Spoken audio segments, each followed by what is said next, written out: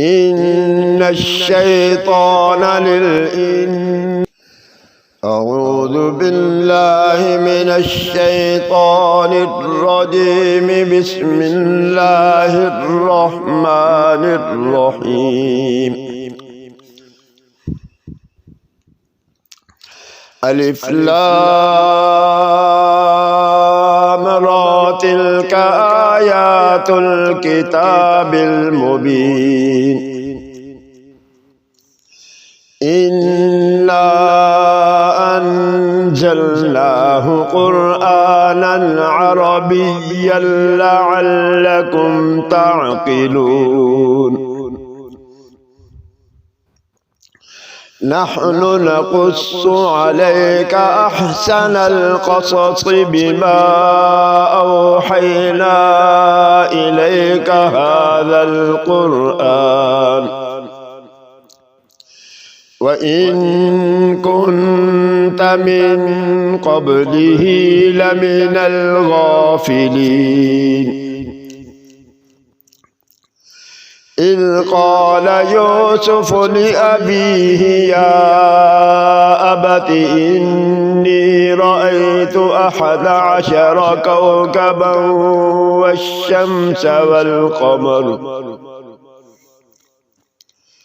والشمس والقمر رأيتهم لي ساجدين. قال يا بني لا تقصص رؤياك على إخوتك فيكيدوا لك كيدا إن الشيطان للإنسان عدو مبين. وكذلك يجتبيك ربك ويعلمك من تأويل الأحاديث ويتم نعمته عليك وعلى آل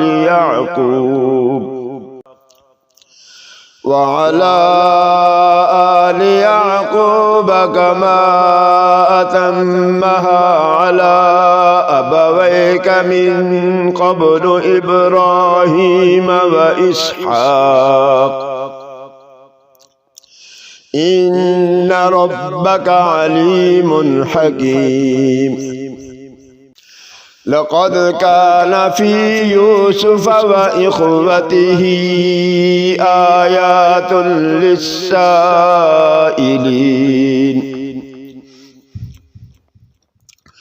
إذ قالوا ليوسف وأخوه أحب إلى أبينا منا ونحن عصبة إن أبانا لفي ضلال مبين. اقتلوا يوسف أو اطرحوه أرضا يخل لكم وجه أبيكم وتكونوا من بعده قوما صالحين. قال قائل منهم لا تقتلوا يوسف وألقوه في غيابة الجب يلتقطه بعض السيارة إن كنتم فاعلين.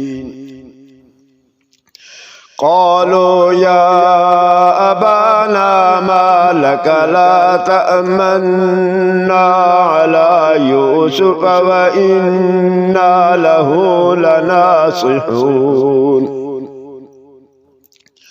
أرسله معنا غدا يرتع ويلعب وإنا له لحافظون. قال إني ليحزنني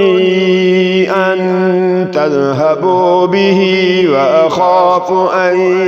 يأكله الذئب وأنتم عنه غافلون قالوا لئن أكله الذئب ونحن عصبة إنا إذا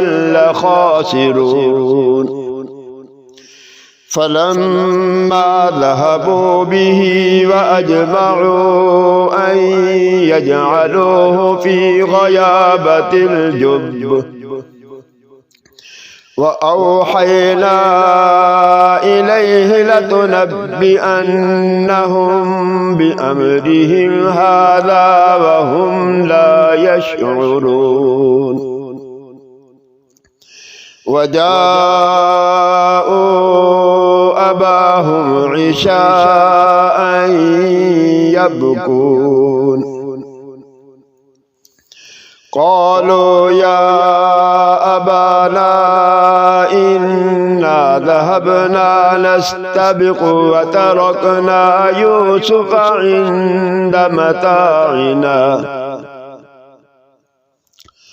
وتركنا يوسف عند متاعنا فأكله الذئب وما أنت بمؤمن لنا ولو كنا صادقين وجاءوا على قميصه بدم كذب قال بل سولت لكم أنفسكم أمرا فصبر جميل والله المستعان على ما تصفون وجاءت سيارة فأرسلوا واردهم فأدلى دلوه قال يا بشرى هذا غلام وأسروه بضاعة والله عليم بما يعملون وشروه بثمن بخس دراهم معدودة وكانوا فيه من الزاهدين وقال الذي اشتراه من مصر لامرأته أكرمي مثواه عسى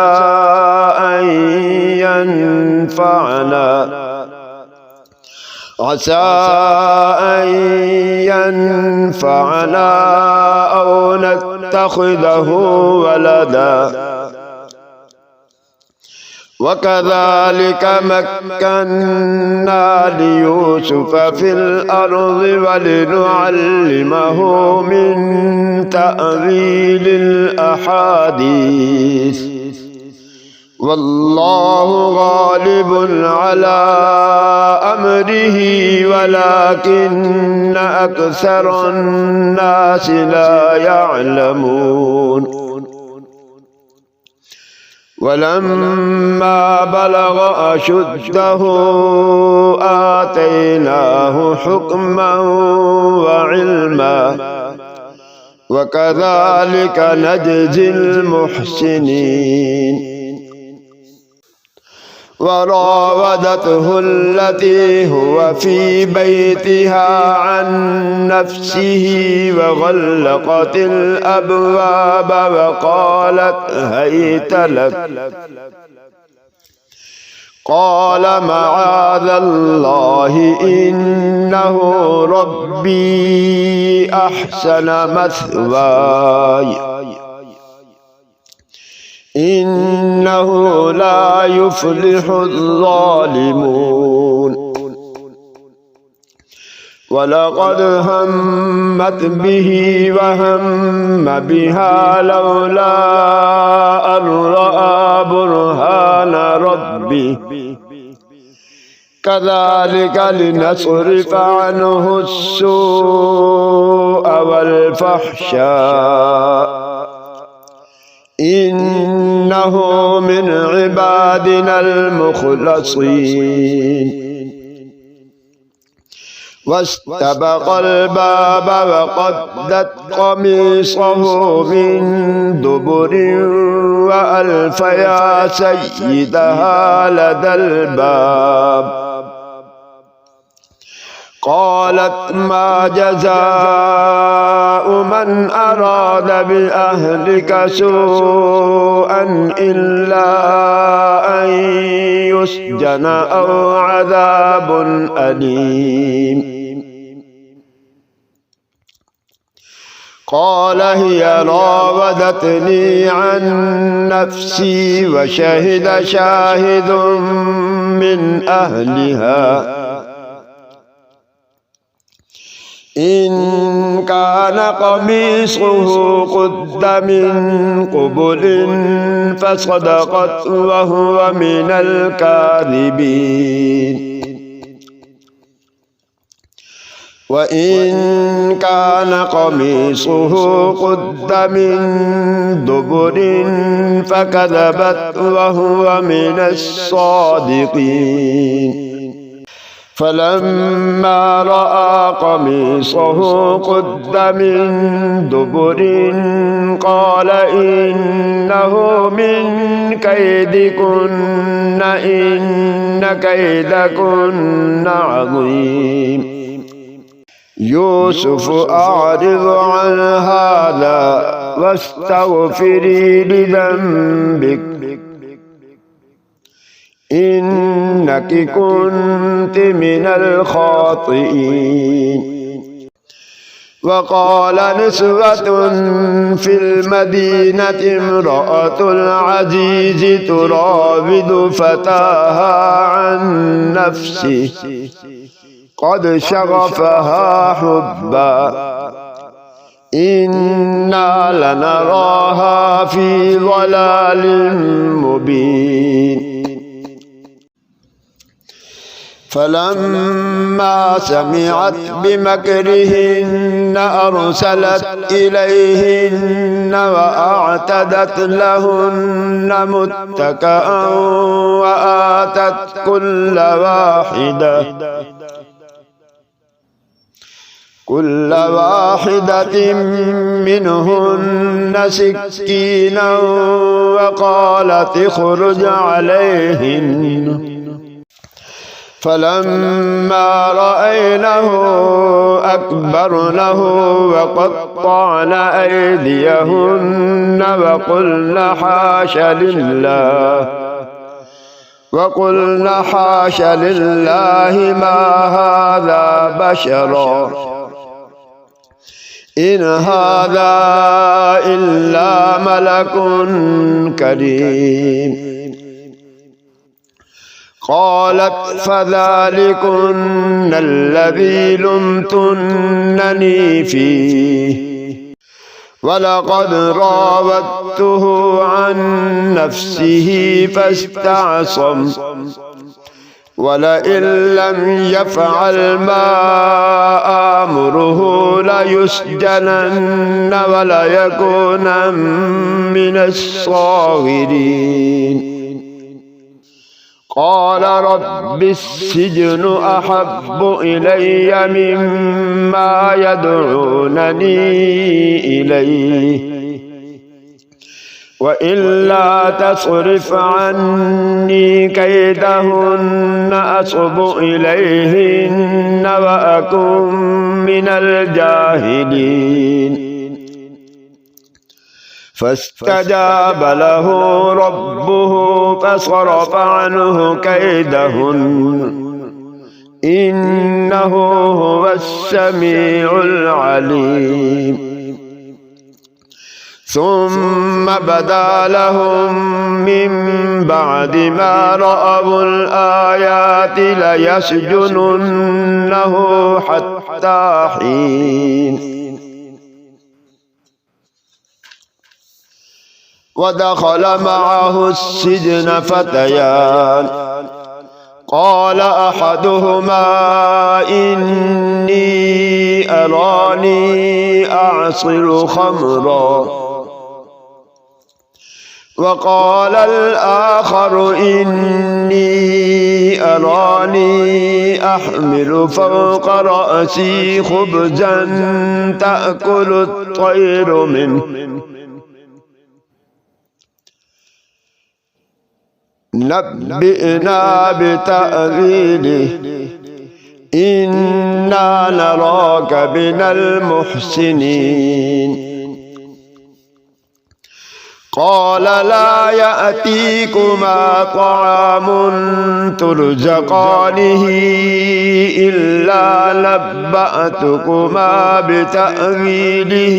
قبل أن يأتيكما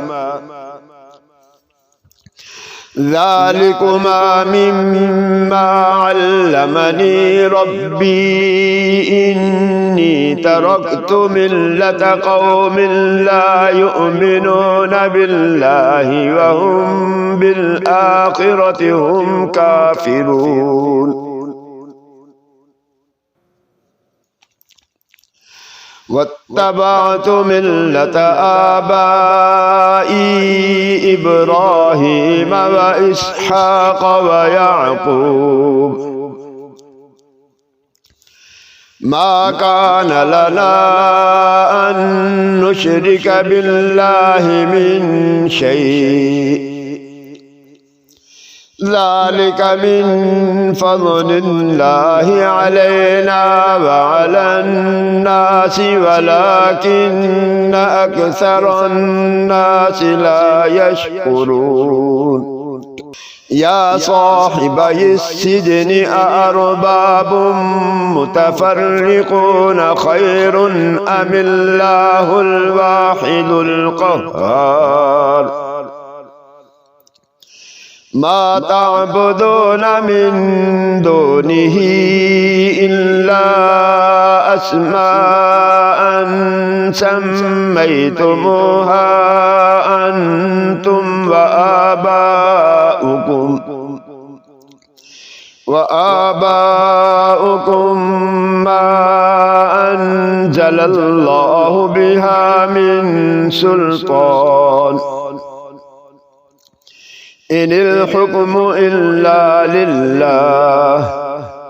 أمر ألا تعبدوا إلا إياه ذلك الدين القيم ولكن أكثر الناس لا يعلمون يا صاحبي السجن أما أحدكما فيسقي ربه خمرا وأما الآخر فيصلب فتأكل الطير من رأسه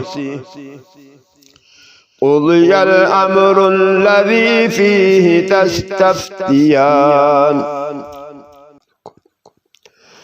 وقال للذي ظن أنه ناج منهما اذكرني عند ربك فأنساه الشيطان ذكر ربه فلبث في السجن بضع سنين وقال الملك إني أرى 7 بقرات سمان يأكلهن 7 عجاف وسبع سنبلات خضر وأخر يابسات يا أيها الملأ أفتوني في رؤياي إن كنتم للرؤيا تعبرون قالوا أضغاث أحلام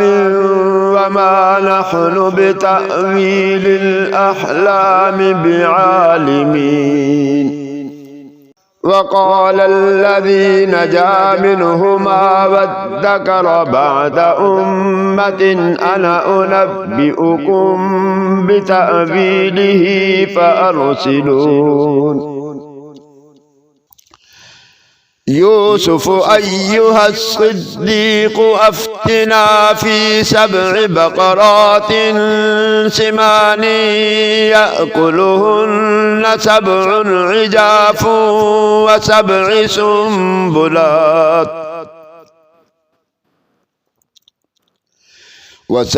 سنبلات خضر وأخر يابسات لعلي أرجع إلى الناس لعلهم يعلمون قال تزرعون 7 سنين دأبا فما حصدتم فذروه في سنبله إلا قليلا مما تأكلون ثم يأتي من بعد ذلك 7 شداد يأكلن ما قدمتم لهن إلا قليلا مما تحصنون ثم يأتي من بعد ذلك عام فيه يغاث الناس وفيه يعصرون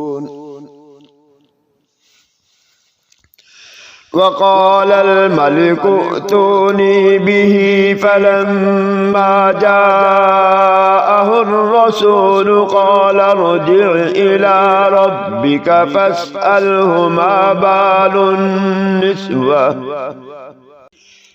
بال النسوة اللاتي قطعن أيديهن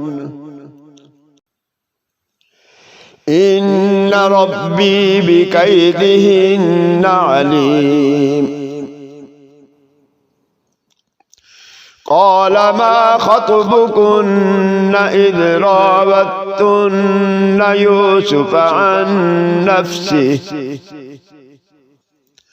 قلنا حاش لله ما علمنا عليه من سوء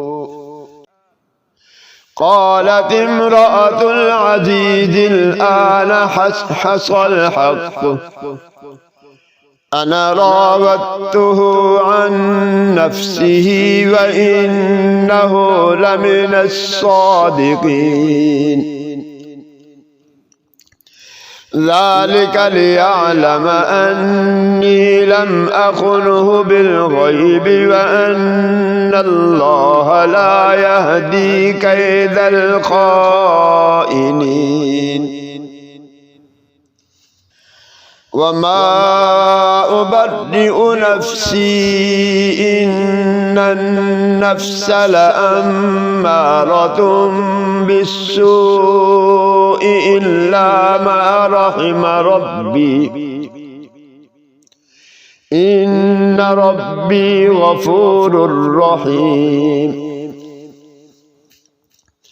وقال الملك ائتوني به أستخلصه لنفسي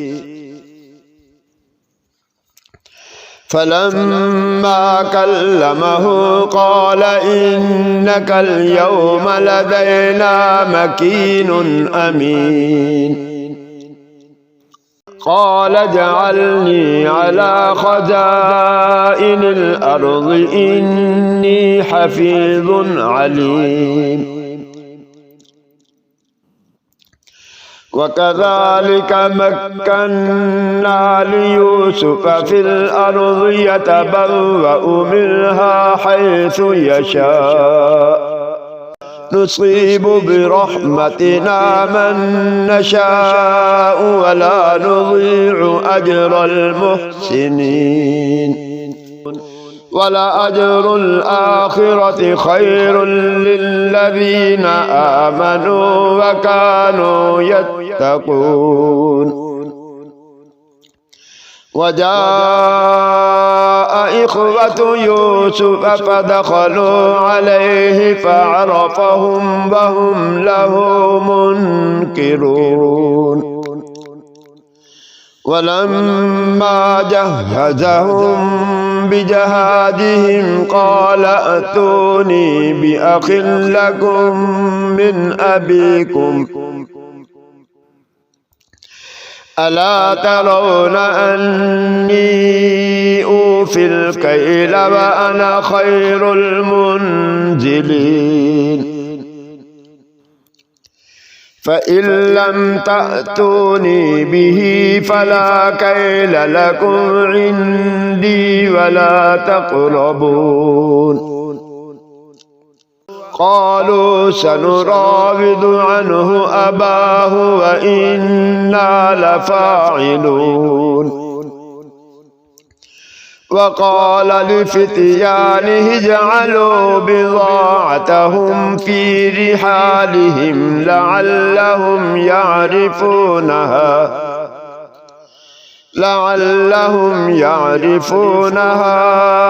إذا انقلبوا إلى أهلهم لعلهم يرجعون فلما رجعوا إلى أبيهم قالوا يا أبانا منع منا الكيل فأرسل معنا أخانا نقتل وإنا له لحافظون قال هل آمنكم عليه إلا كما أمنتكم على أخيه من قبل فالله خير حافظا وهو أرحم الراحمين ولما فتحوا متاعهم وجدوا بضاعتهم ردت إليهم قالوا يا أبانا ما نبغي هذه بضاعتنا ردت إلينا ونمير أهلنا ونحفظ أخانا ونزداد كيل بعير ذلك كيل يسير قال لن أرسله معكم حتى تؤتون موثقا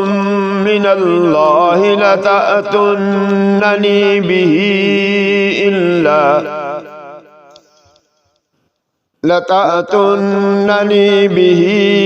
إلا أن يحاط بكم فلما آتوه موثقهم قال الله على ما نقول وكيل وقال يا بني لا تدخلوا من باب واحد وادخلوا من أبواب متفرقة وما أغني عنكم من الله من شيء إن الحكم إلا لله عليه توكلت وعليه فليتوكل المتوكلون ولما دخلوا من حيث أمرهم أبوهم ما كان يغني عنهم من الله من شيء إلا حاجة في نفس يعقوب قضاها وإنه لذو علم لما علمناه ولكن أكثر الناس لا يعلمون ولما دخلوا على يوسف آوى إليه أخاه قال إني أنا أخوك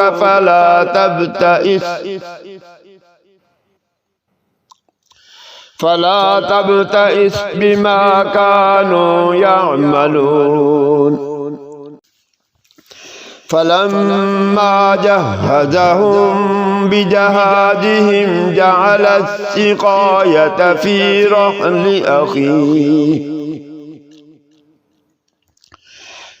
رحل أخيه ثم أذن مؤذن أيتها العير إنكم لسارقون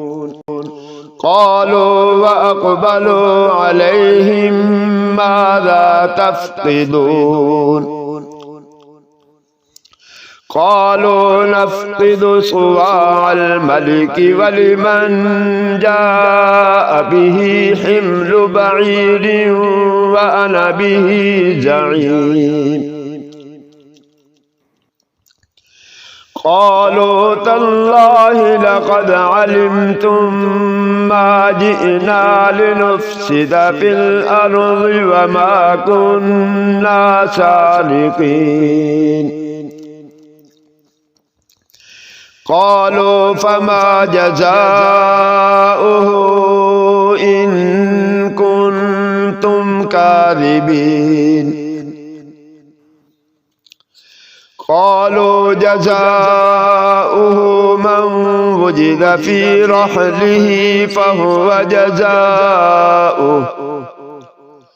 كذلك نجزي الظالمين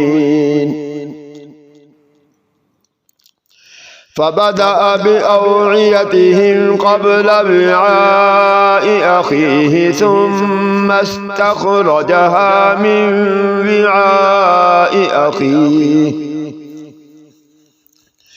كذلك كدنا ليوسف ما كان ليأخذ أخاه في دين الملك إلا أن يشاء الله نرفع درجات من نشاء وفوق كل ذي علم عليم قالوا إن يسرق فقد سرق أخ له من قبل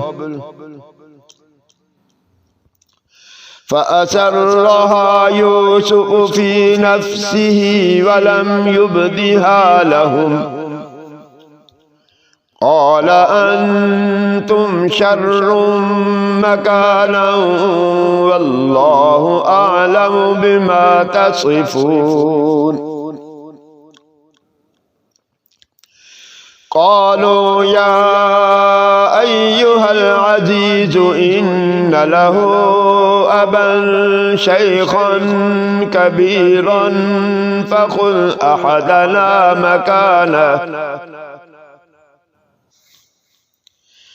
إنا نراك من المحسنين قال معاذ الله أن نأخذ إلا من وجدنا متاعنا عنده إنا إذا لظالمون فلما استيئسوا منه خلصوا نجيا قال كبيرهم ألم تعلموا أن أباكم قد أخذ عليكم موثقا من الله ومن قبل ما فرطتم في يوسف فلن أبرح الأرض حتى يأذن لي أبي أو يحكم الله لي وهو خير الحاكمين ارجعوا إلى أبيكم فقولوا يا أبانا إن ابنك سرق وما شهدنا إلا بما علمنا وما كنا للغيب حافظين واسأل القرية التي كنا فيها والعير التي أقبلنا فيها وإنا لصادقون قال بل سولت لكم أنفسكم أمرا فصبر جميل عسى الله أن يأتيني بهم جميعا إنه هو العليم الحكيم وتولى عنهم وقال يا أسفا على يوسف وابيضت عيناه من الحزن فهو كظيم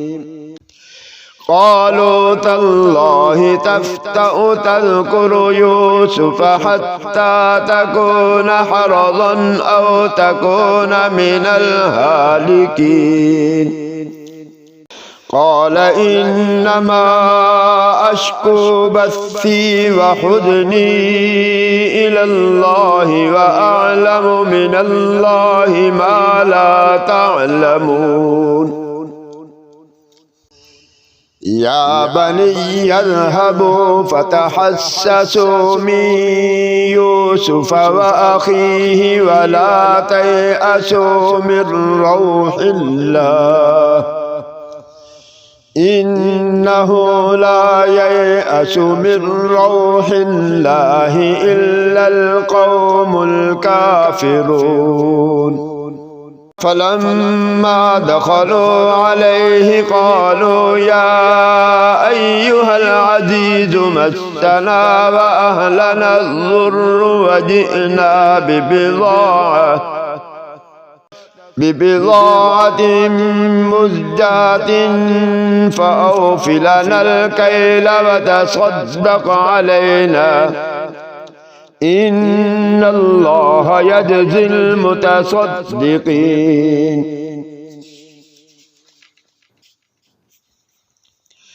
قال هل علمتم ما فعلتم بيوسف وأخيه إذ أنتم جاهلون قالوا أئنك لأنت يوسف قال أنا يوسف وهذا أخي قد من الله علينا إنه من يتق ويصبر فإن الله لا يضيع أجر المحسنين قالوا تالله لقد آثرك الله علينا وإن كنا لخاطئين قال لا تثريب عليكم اليوم يغفر الله لكم وهو أرحم الراحمين اذهبوا بقميصي هذا فألقوه على وجه أبي يأت بصيرا وأتوني بأهلكم أجمعين ولما فصلت العير قال أبوهم إني لأجد ريح يوسف لولا أن تفندون قالوا تالله إنك لفي ضلالك القديم فلما أن جاء البشير ألقاه على وجهه فارتد بصيرا قال ألم أقل لكم إني أعلم من الله ما لا تعلمون قالوا يا أبانا استغفر لنا ذنوبنا إنا كنا خاطئين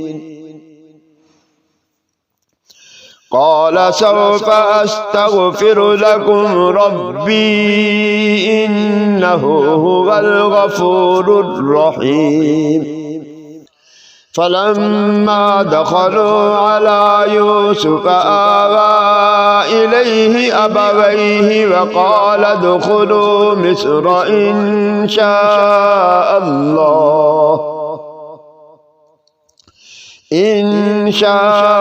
الله آمنين ورفع أبويه على العرش وخروا له سجدا وقال يا أبت هذا تأويل رؤياي من قبل قد جعلها ربي حقا وقد أحسن بي إذ أخرجني من السجن وجاء بكم من البدو من بعد أن نزغ الشيطان بيني وبين إخوتي إن ربي لطيف لما يشاء إنه هو العليم الحكيم رب قد آتيتني من الملك وعلمتني من تأويل الأحاديث فاطر السماوات والأرض أنت وليي في الدنيا والآخرة توفني مسلما وألحقني بالصالحين ذلك من أنباء الغيب نوحيه إليك وما كنت لديهم إذ أجمعوا أمرهم وهم يمكرون وما أكثر الناس ولو حرصت بمؤمنين وما تسألهم عليه من أجر إن هو إلا ذكر للعالمين وكأي من آية في السماوات والأرض يمرون عليها وهم عنها معرضون وما يؤمن أكثرهم بالله إلا وهم مشركون أفأمنوا أن تأتيهم غاشية من عذاب الله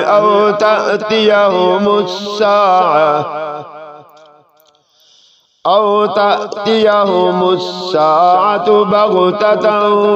وهم لا يشعرون قل هذه سبيلي أدعو إلى الله على بصيرة أنا ومن اتبعني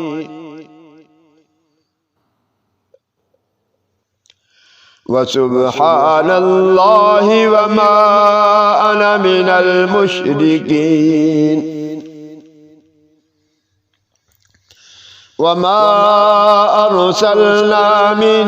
قبلك إلا رجالا نوحي إليهم من أهل القرى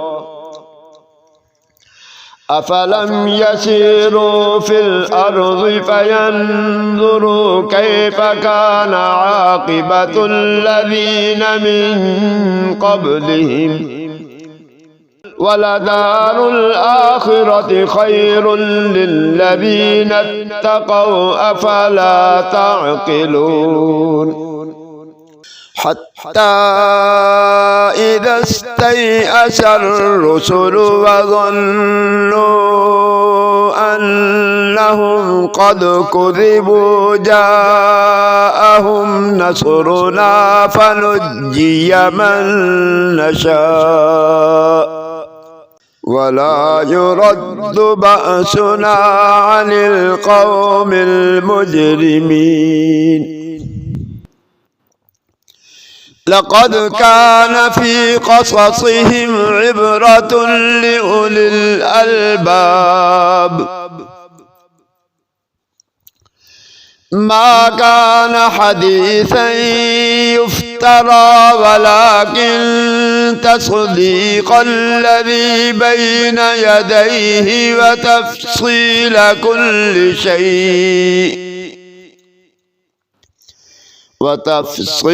كل شيء وهدى ورحمة لقوم يؤمنون صدق الله العظيم.